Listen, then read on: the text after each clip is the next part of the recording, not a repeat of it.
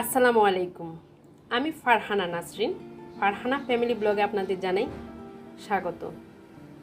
আজকের রেসিপিতে আমি তৈরি করে দেখাবো আপনাদেরকে পাকা আমের পিঠা।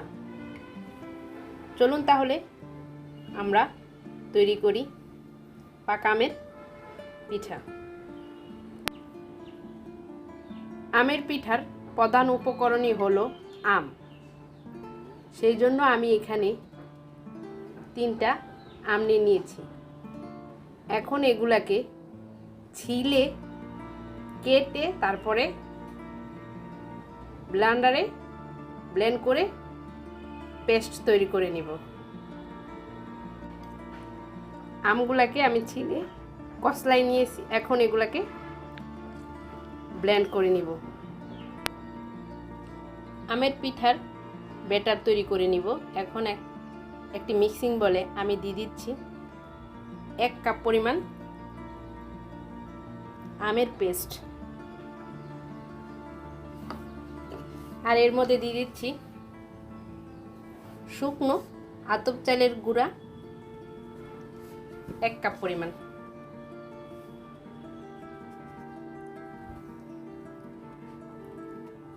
দিয়ে দিচ্ছি 1/4 কাপ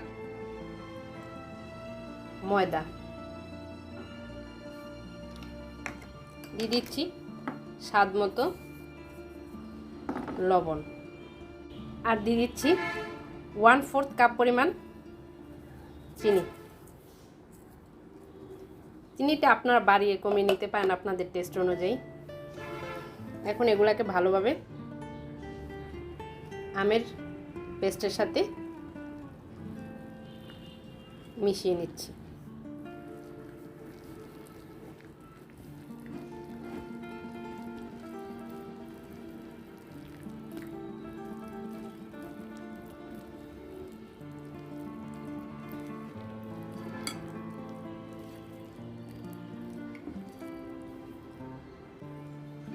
এখন এর মধ্যে দিয়ে দিব কোরানো নারকেল।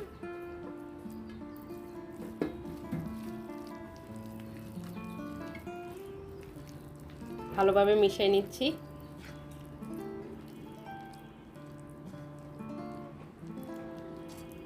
যেহেতু আমি শুকনা আতপ চালের গুঁড়া দিয়েছি, সেজন্য এটাকে আমি রেস্টে রেখে দেব 30 মিনিটের জন্য।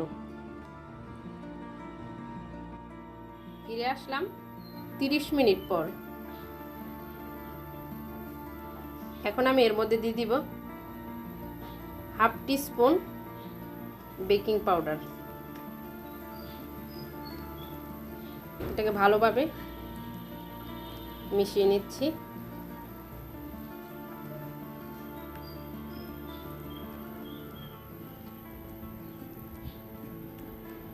এখন ভেজে নেওয়ার পালা। আমি একটি ফ্রাই প্যানে সয়াবিন তেল দিয়ে নিয়েছি, তেলটা গরম হয়ে আসছে। এখন এর মধ্যে দিয়ে দিব আমের মিশ্রণগুলা,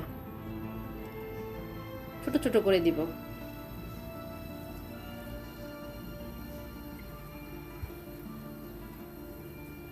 দেখুন, একটু ছড়ানো পাত্র নিলে একসাথে অনেকগুলা পিঠা দেওয়া যায়।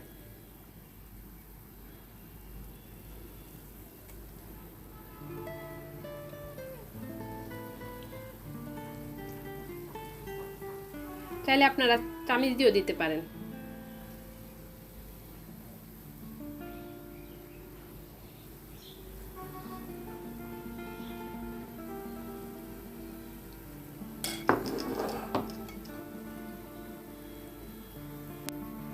চুলার আঁচটা থাকবে মিডিয়ামে।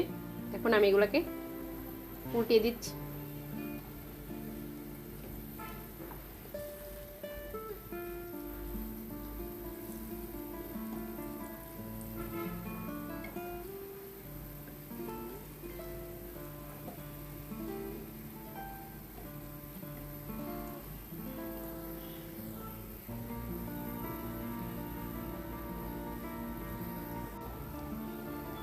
পিঠাগুলোকে কিন্তু একটু সময় নিয়ে ভাজতে হবে। যদি আপনারা তাপমাত্রা বেশি জোরে দেন তাহলে দেখা যাবে পিঠার ভিতরটা কাঁচা থাকবে আর বাহিরটা লালচে কালার হয়ে যাবে। সেজন্য পিঠার তাপমাত্রাটাও মিডিয়ামে দিয়ে একটু সময় নিয়ে পিঠাগুলা ভেজে নিতে হবে। দেখুন পিঠাগুলা ভাজা হয়ে গেছে, এখন আমি এগুলাকে উঠায় নিচ্ছি। আর এইভাবে বাকি পিঠাগুলা আমি ভেজে নিব। তৈরি হয়ে গেল আমের পিঠা অথবা আমের বড়া, যে নামেই বলি না কেন, এটা কিন্তু খেতে খুবই সুস্বাদু। আমি একটা পিঠা আপনাদেরকে ভেঙে দেখিয়ে দিচ্ছি। পিঠাগুলা ভিতরটা এইরকম দেখুন। আশা করছি আপনারা এটা বাড়িতে তৈরি করে নেবেন এবং আমাকে কমেন্টসে জানিয়েন কীরকম হলো। যদি আমার এই রেসিপিটা ভালো লেগে থাকে প্লিজ আমার চ্যানেলটা সাবস্ক্রাইব করে নিন। আর যারা সাবস্ক্রাইব করে নিয়েছেন অলরেডি তাদের অসংখ্য ধন্যবাদ। আজকের মতো এখানে আমি বিদায় নিচ্ছি। আল্লাহ হাফেজ।